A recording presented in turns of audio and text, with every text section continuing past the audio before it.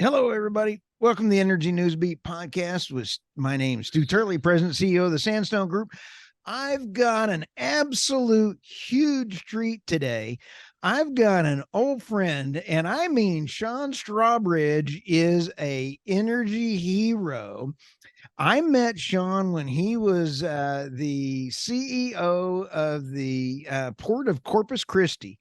He has turned that bad dog and had a great team there as a manager. It is now up there in, I think, 2 or 3 in the world as a port. It's energy security. But now Sean is off on a new adventure, and he's got a worldwide impact with this new one.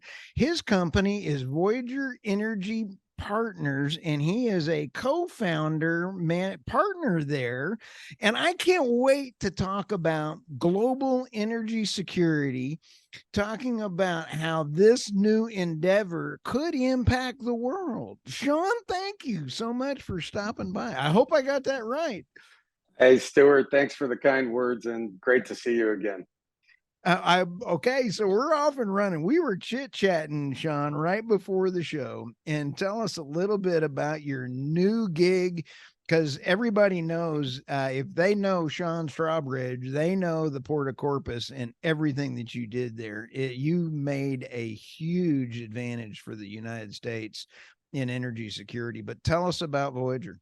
Well, Stuart, thanks for having me. It's great to see you again, and thank you for those kind words. My time at the Port of Corpus Christi was certainly one of the privileges of my career, and the port is now the third largest energy gateway in the world, behind only Saudi Arabia and Russia. So to have been a part of that epic growth was certainly gratifying for me.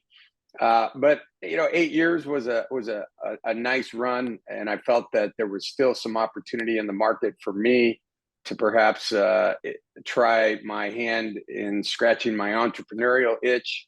And so I and some bright minds in the industry have started a new venture called Voyager Energy Partners, and it is really focused on what I'm going to call water to water provisioning of American molecules, American energy molecules to our allies and our trading partners. When you think about energy production in the United States, we have the large producers, the majors, of course, we have some independents, we have the midstream companies that transport those molecules from the well to the water. But then once they get to the water, they usually are in foreign ownership at that time and foreign control. And most of the large energy commodities trading houses are not American companies. And there's a lot of reasons for that, including the tax climate that we have here in the United States. But I think with the dislocation that's been created in the market as a result of the geopolitical environment that we find ourselves in, we believe that it is an opportunity for an American company to source American molecules and ensure that those molecules are getting into the right hands. That is our allies and our partners in areas like the Asia Pacific region. And we're talking countries, of course, our traditional allies like Japan and Korea, but we've got some new developing allies like Vietnam and others that are in the neighborhood, if you will, of China and have become that much more important of trading partners for the United States. We obviously have seen the dislocation that's been created in Europe with Mr. Putin's expansionist appetite and his invasion of Ukraine.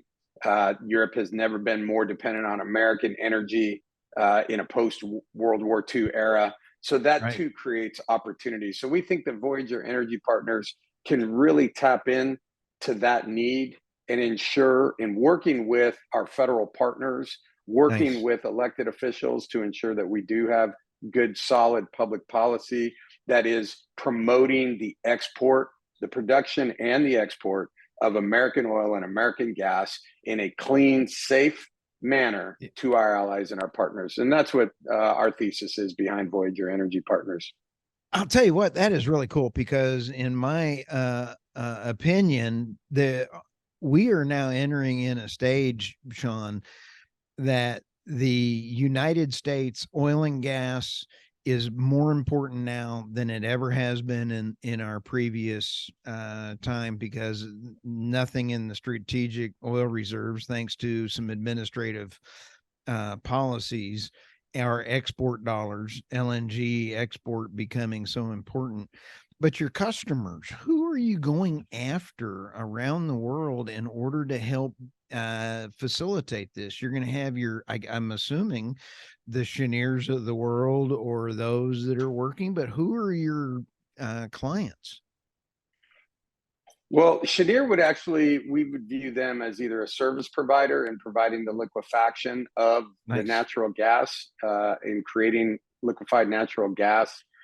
We would actually have a charter group, so we will be in control of the vessels that will load Nice. the LNG or the LPG or the crude oil, whether that's through charter or whether that's through acquisition of those vessels from the shipyards. And our Nice. customers will be these large foreign-owned oil and gas companies, large utilities, and in Right. many cases, they're actually the national oil or companies or the national utilities. Many countries around the world, those critical infrastructure companies, Right. those energy companies, they're nationalized. They have not been privatized. They're still part of the sovereign governments of Right. those countries.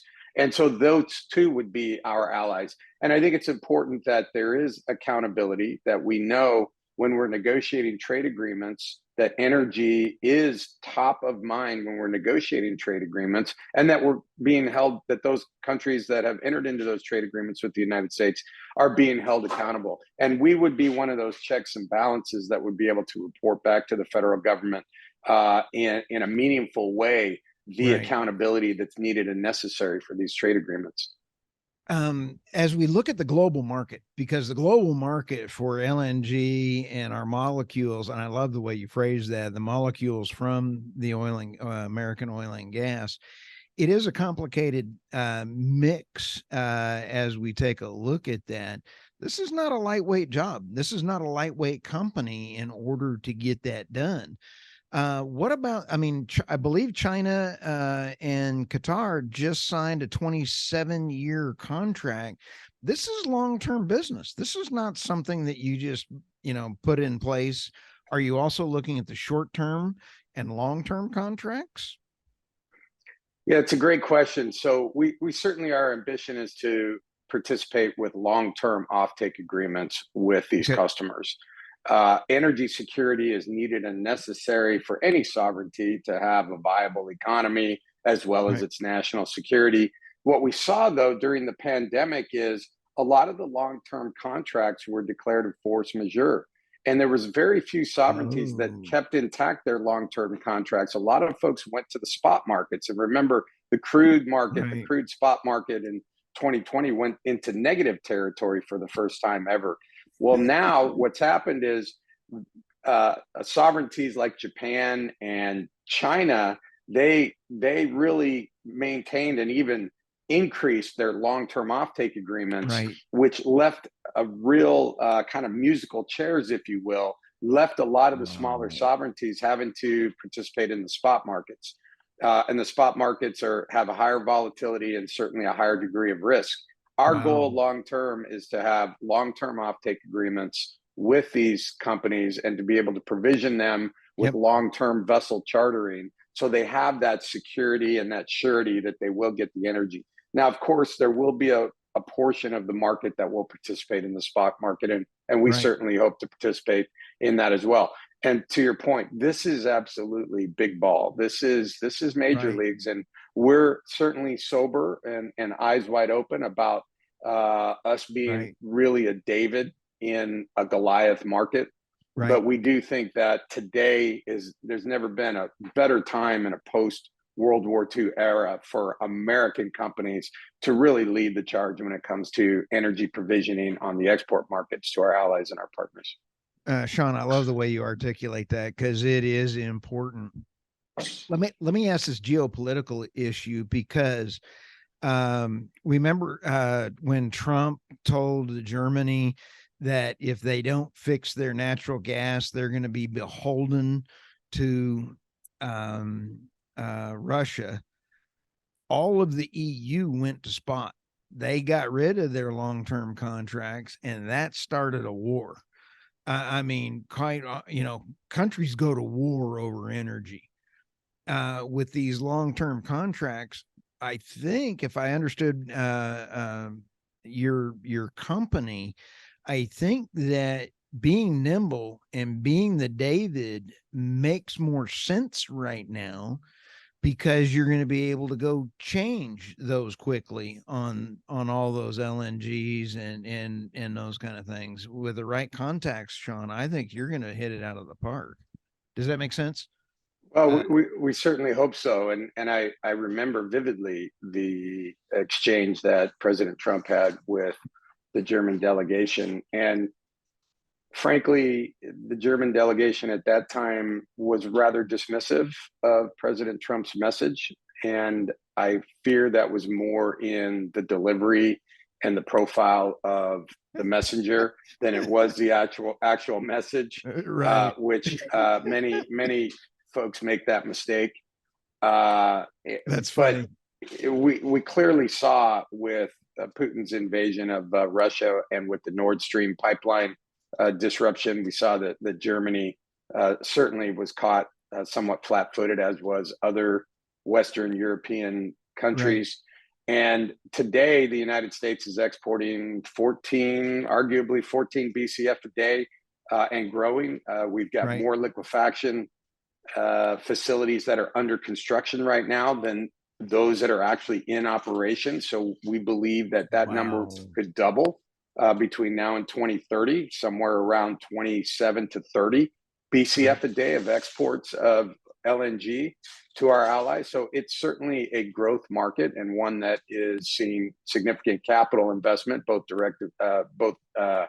American investment and certainly foreign direct investment. You mentioned Qatar. The Qataris, along with Exxon, are building the Golden Pass facility there in the Sabine Neches waterway. So even the Qataris, given what's going on in the Middle East, are looking to hedge their bets with their LNG franchise in what's arguably a neighborhood that has certainly some disruptions going on right now and some unrest. I think at the end of the day, it's really about diversification. And like any portfolio, you should have a diversified portfolio. And that's why we believe that there is a role for American oil and American gas in energy, in any sovereignty's energy portfolio. And that's really what we're looking to tap into at Voyager Energy Partners. That is so cool. Do you see the Asia market really kicking in so hugely? Because like you mentioned, Japan is now all in on their nuclear, and they are really ramping up things. So a huge market for you.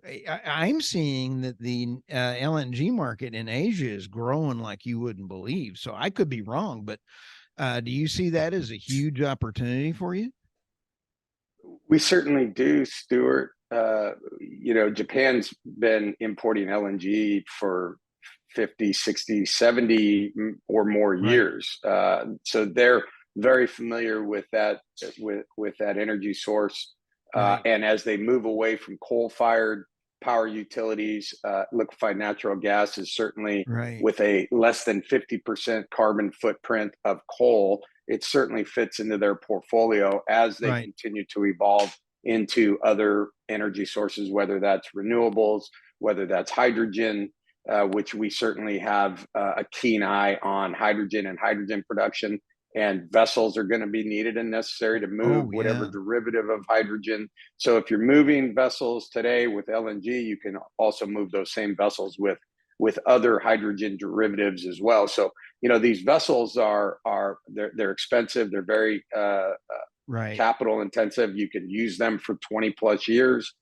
So they do have a fairly long life. And unfortunately, we don't have them of any size built in the United States. They have to be sourced outside of the United States. And that's an area that I am hopeful that at some point the federal government and members of Congress will recognize that we've got to rebuild our merchant marine, our U.S. flag merchant mariner constituency. because it is a vulnerability that will exist if we are in any major conflict. But today, just the market economics are such that it's not economically viable to use a U.S. built, U.S. flag tanker in a foreign market. So at the end of the day, we've got to look at still being competitive because folks are still going to be price sensitive. But we're going to keep a keen eye on that. And we're certainly going to be advocates for good public policy that support a growing U.S. merchant fleet. I'll tell you, Sean, you just woke up a gigantic squirrel, and it is a ugly baby giant squirrel with the Jones Act. And then you also we have, I believe it's either 4 or 5 shipyards, and 2 of them are military, I believe, and we have no capacity to build them. I mean, China just this week announced they're starting their build on their first actual cargo carrier doing LNG as a fuel. And I see that as a huge plus for boom for exports for the U.S. market because of the ecological rules that went into effect for getting rid of tankers and cargo ships and everything else. There's nothing but great things on the horizon for LNG. And I just see the market continuing to grow for many, many years. Does that certainly, make sense? I mean, it does. And it's certainly in surface transportation, the International Maritime Organization, which is the standards organization that establishes these types of fuel standards that are adopted by 150 countries around the world. We had IMO 2020 that went into effect pretty successfully, which requires these vessels to switch from their heavy fuel oils. We call it bunker in our industry, to switch from bunker fuels or a heavy fuel oil to a low sulfur diesel within a certain nautical miles of a sovereign's territory. And that ultra low sulfur diesel, 0.5% sulfur. The big question was, is it going to be the chicken or the egg? Is there going to be enough of that feedstock to be able to have these carriers switch over? And I commend the refining sector for meeting those requirements. We now have new set of standards for 2030, and LNG seems to be percolating to the top when it comes to using that as a feedstock for powering these large vessels. So there is going to be an increased prominence. The key is going to be, it's like anything. You think about Tesla and the charging stations for a Tesla network, a charging network for Teslas or any EVs for that matter.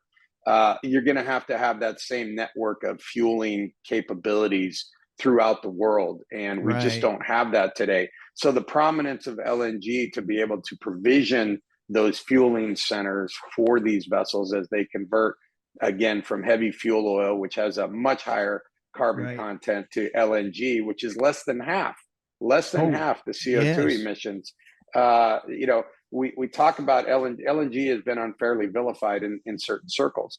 But when you look at, for example, here in the United States, we have reduced carbon emissions in the public utility space by over 50% in the last 15 years. And that wasn't through regulation, as you know, Stuart. That was through innovation in extraction technologies with the hydraulic fracturing and the abundance of natural gas, over 200 years of proven reserves now in the United States. And now we have sub $3 Henry Hub.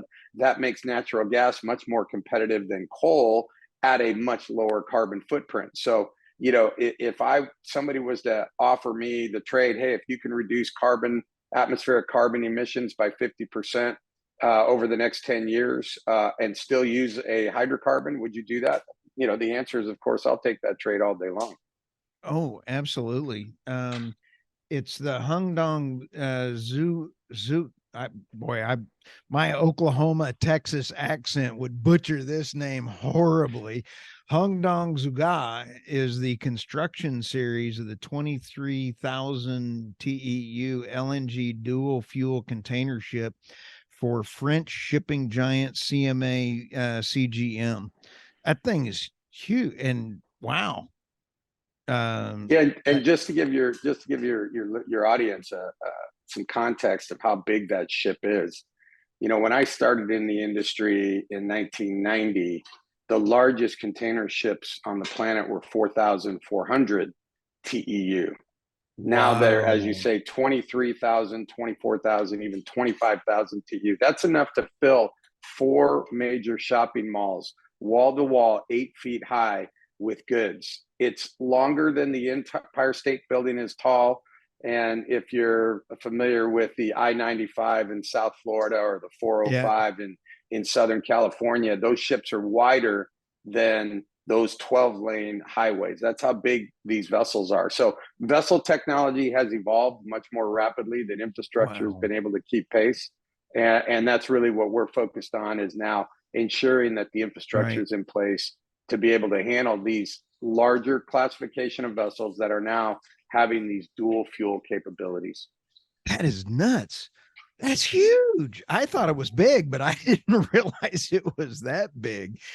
Being a ship guy, that you got a port going on, you knew everything about that ship just by my horrible description, Sean. That's pretty darn cool. So Well, I commend CMA CGM. I know their CEO, Mr. Sade. I know one of his major shareholders, Mr. Yildirim. yeah, They're the third largest shipping company in the world. Number 2 is Maersk, and number 1 is Mediterranean Shipping Company. And this is essentially what society wants. wow. They want to see this. This is what their customers want to see, and it's the same thing across many industries, and that's why having Wow. oil and gas provisioning in a safer, cleaner way is really going to, if we're going to achieve the atmospheric decarbonization goals that we want, we're going to have to do it in a safer, cleaner way, but we're also going to have to make sure that we're thoughtful about the infrastructure that's needed to be able to get there. With the infrastructure, because the poor old Tesla EV debacle that's going on right now is I loved it when Secretary Graham tried to do an EV trip for like 3 or 4 days, and they had a staffer get arrested because they held, they parked in there and had a pregnant lady that they couldn't do it.